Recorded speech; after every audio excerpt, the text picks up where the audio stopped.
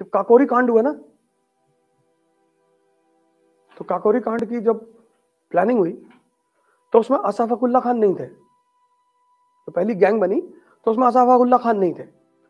तो अशफाकुल्ला खान ने चंद्रशेखर आजाद से कहा कि तुम लोग कहते हो भारत माता तो मेरी मां नहीं है। बड़ा मार्मिक प्रसंग है ये। तो उन्होंने चंद्रशेखर आजाद से कहा कि मेरी मां नहीं है, आज कह दो मेरी मां नहीं है, और अगर है तो मुझको जाने दो, और अगर है तो मुझको जाने दो।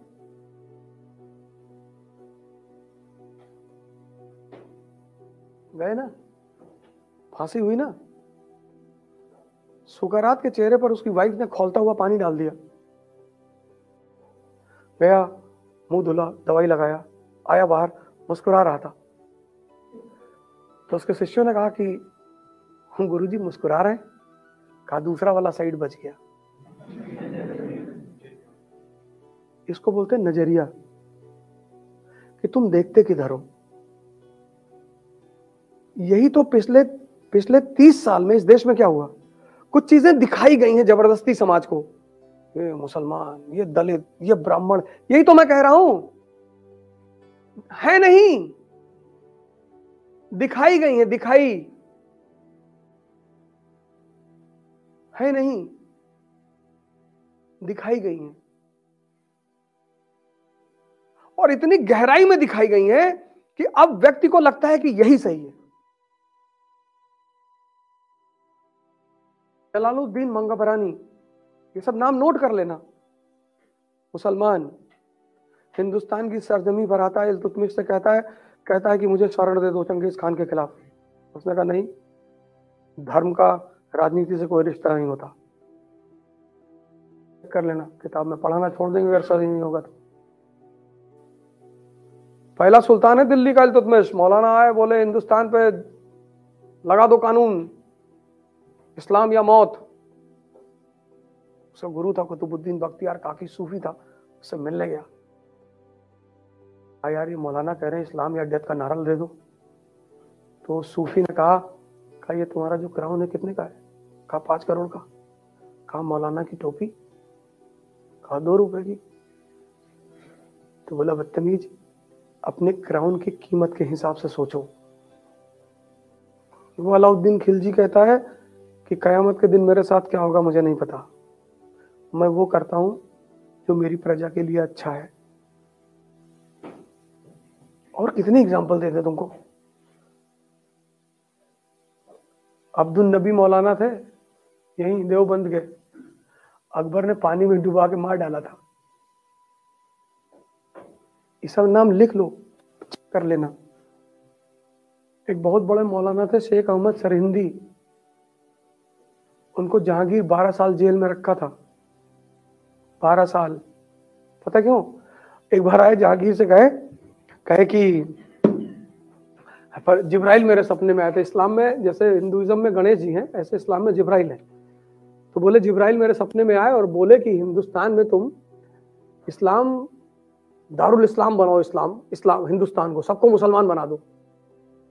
तो जहांगीर समझदार आदमी था ही, उसने कहा कि वाह बताओ मौलाना कि इस देश का शहंशाह कौन? बोले सरकार आप। तो बोले अगर जिब्राइल को कुछ कहना है तो हमसे आगे कहें, तुमसे कहने की क्या जरूरत है? चलो मान लिया, तुमसे कह दिया, 1 महीने का टाइम दे रहा हूं, जिब्राइल को बोलो ये बात मेरे सपने में आके कहें। सपना तो सपना। 1 महीना बीत गया, जहांगीर के सपने में कोई आया नहीं। 12 साल शेख अहमद सरहिंदी को जेल में रखा।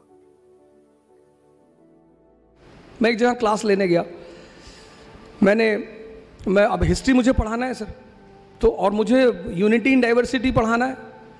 उन्होंने मुझसे कहा ओझा साहब आपने मुगलों की बड़ी तारीफ कर दी। मैंने कहा सर मैं थोड़ी करता हूँ, इतिहास करता है सर। बोले नहीं आपने कुछ ज़्यादा ही कर दी। अरे मैंने कहा किसकी कर दी सर? मुगल मेडिवल इंडिया हमारा, एक कम्युनल दंगा नहीं हुआ सर। एक क्लास में 100 से ज़्यादा लोग बैठे, मुझे एक दंगा बता दो जब मध्य मेडिवल इंडिया में कोई दंगा हुआ ही नहीं सर। इल्तुतमिश मौलानाओं का एक डेलीगेशन उससे मिलने के लिए आता है, इम्प्लीमेंट डेथ और इस्लाम इन हिंदुस्तान। उसका गुरु है कुतुबुद्दीन बख्तियार काकी। आप दिल्ली जाओगे तो देखोगे कुतुब मीनार, वो उसी की है, काकी साहब के नाम पे है, सूफी आदमी। कुतुबुद्दीन ऐबक मिलने गया काकी से, कहा कि सर ये हमारे जो धार्मिक लीडर हैं ये ऐसा ऐसा कह रहे हैं। उसने पूछा कि ये जो क्राउन रखे हो उस सर पे कितने का? कहा 5 करोड़ का। कहा ठीक। और मौलाना साहब? बोले 10 रुपए का। तो एक कांस्टेबल भी कैप पहनता है, एक सब इंस्पेक्टर भी पहनता है, एसपीसीटी भी पहनता है, लेकिन हर कैप की एक वैल्यू है सर। वो वैल्यू उसकी थॉट प्रोसेस को डिफाइन करती है। संत अलग है सर, उनको बीच में मत लाइएगा, वो तो कुछ नहीं पहनते। उसने कहा तो तू 5 करोड़ के हिसाब से सोच, 98% नॉन मुस्लिम, हम 2%, हम इन पे शासन कर रहे हैं। क्यों? क्योंकि ये डिवाइडेड है, ये ब्राह्मण क्षत्रिय वैश्य ये एक दूसरे को देखना नहीं चाहते। यही हमारी ताकत है। अगर तुमने इनके धर्म पे हाथ रखा, ये 98 एक हो जाएंगे, और अगर ये 98 एक हो गए, मैं तो कन्वर्ट हो जाऊंगा। मैं तो यूनिटी ऑफ गॉड में बिलीव करता हूं। सर दास था वो स्लेव। इल्तुतमिश का जीवन स्लेव से शुरू हुआ सर। उसकी बेटी, 50 बेटे थे सर, 50। ग्वालियर में बीमार हो गया वो। उसने अपने बेटों को खत लिखा कि आओ मेरी मदद करो। कोई नहीं गया कि मान लो अब्बा वहां मर गए तो यहां दूसरा भाई कब्जा कर लेगा। उसकी बेटी गई सर, रजिया। उसने कमांड ली अपने हाथ में, ग्वालियर के राजा को हराया सर, ग्वालियर पे कब्जा किया। उसने ग्वालियर में अपनी बेटी का राज्याभिषेक कर दिया। 13वीं शताब्दी का मुसलमान। उसने ग्वालियर में, उसने कहा मेरे बाद मेरी बेटी। जैसे मैं एक बड़ा छोटा सा एग्जांपल लेता हूं कि वेस्ट जो है, यूरोप बहुत कहता है कि मुसलमान ऐसे हैं, मुसलमान वैसे हैं, और मुसलमान अपनी औरतों को सप्रेस करते हैं, अपनी औरतों को पर्दे में रखते हैं। तो पता है उससे पीछे उनका मोटिव क्या है? सबसे बड़ी जो वेस्ट की इंडस्ट्री है वो लिकर इंडस्ट्री और कॉस्मेटिक इंडस्ट्री है। कॉस्मेटिक। अब अगर कोई लड़की बुर्का पहनेगी तो कॉस्मेटिक का ज्यादा इस्तेमाल नहीं करेगी, तो नुकसान किसका? वेस्ट का। तो अब सीधे तो कह नहीं सकते कि यार तुम हमारा नुकसान करा रहे हो, तो बेइज्जती करेंगे। जब तुम किसी चीज पे किसी की बेइज्जती करते हो तो 99% उसे छोड़ना चाहता है। तुम पढ़ते हो दिन भर, स्ट्रेस में हो, प्रेशर में हो, तो तुम्हें उस प्रेशर को रिलीज करना है ना। तो तुमने मेडिटेशन पे बैठ गए, योगा किया, भस्त्रिका। स्ट्रेस रिलीज करने का सबसे प्यारा जो योगा है दैट इज भस्त्रिका। भस्त्रिका 5 मिनट अगर आप भस्त्रिका करते हैं, and yoga is not related to any religion. नमाज जो है that is a combination of meditation and yoga. जितने भी रिलीजन हैं वो सारे मन की ही बात करते हैं। Bhastrika, the movement of breathing. आपने 6 घंटे पढ़ाई की, आपका मन भारी हो गया, तो वेस्ट क्या करेगा? मेडिटेशन की बेइज्जती करेगा कि ये आंख बंद करके बगुले की तरह बैठे हुए हैं।